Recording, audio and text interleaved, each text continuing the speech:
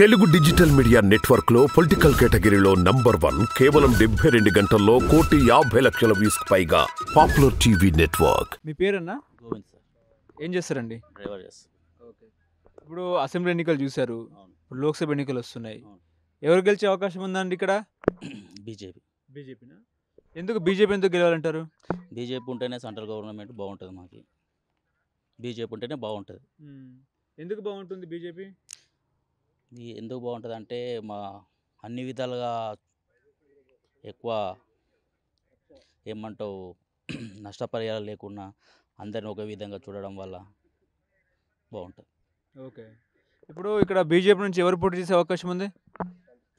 శాంతికుమార్. శాంతికుమార్. శాంతికుమార్ ఎందుకు శాంతికుమార్ గెలవాలంటారు ఇక్కడ?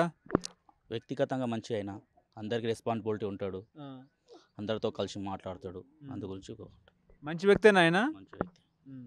ఇప్పుడు అందరికీ ఆర్థిక సహాయం చేస్తాడు ఆయన? చేస్తాడు.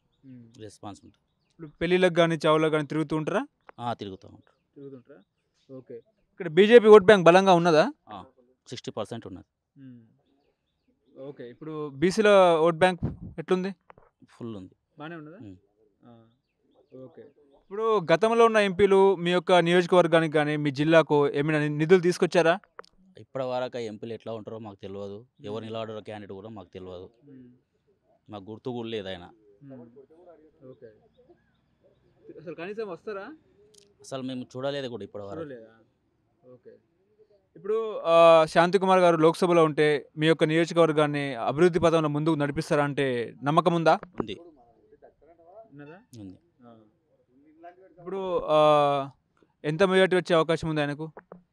ఒక 80-90% వస్తుందా? వస్తుంది. పైన మళ్ళీ బీజేపీ వచ్చే అవకాశం ఉందా? ఖచ్చితంగా. మోడీ మీద నమ్మకం ఉందా? మళ్ళీ హైట్రిక్ కొడతారని ఆయన? 100%. కాంగ్రెస్ పార్టీ పరిస్థితి ఎట్లుందండి? ఇప్పుడైతే ఉంది. కాంగ్రెస్ పవర్లోకి వస్తుందా పైన? రాదు. మోడీ వస్తాడా? మోడీ వస్తుంది. ఓకే. ఇప్పుడు అయోధ్యను కొత్తగా ఇప్పుడు టెంపుల్ని ఇనాగ్రేట్ చేశారు కదా, బాలరాముని ప్రతిష్ఠించారు. ఎట్లా అనిపిస్తుందండి? మంచిగా అనిపిస్తుంది. బాగానే ఉందా? మీ పేరండి? రవీంద్రాచారి. ఏం చేస్తారండి? కార్పెంటర్ కమ్మరు పనులు చేసుకుంటాం. ఇప్పుడు అసెంబ్లీ ఎన్నికలు అయిపోయినాయి, వచ్చేది లోక్సభ ఎన్నికలు. ఎవరు గెలుస్తారండి ఇక్కడ? ఇక్కడైతే బీజేపీ ఉంది. ఇప్పుడు బీజేపీ ఉందా? బీజేపీ ఉంది. బీజేపీ ఉంది. బలంగా ఉందా బీజేపీ ఇక్కడ? బీజేపీ బలంగానే ఉంది. మామూలు ఈసారి మా గ్రామంలోనే మంచి ఇదిగా ఇది చేసినాం. ఓకే.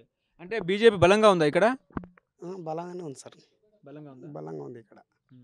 బీజేపీ అయితే బాగానే బలంగా ఉంది. పైన మోడీ పరిస్థితి ఏంటి? ఈసారి గెలుస్తాడు ఆయన?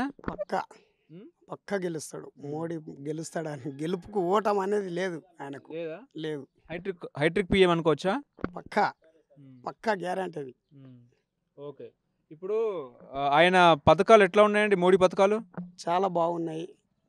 ప్రజలకు కూడా మంచి నాణ్యతగా ఆలోచన చేసి చేస్తాడు ఆయన.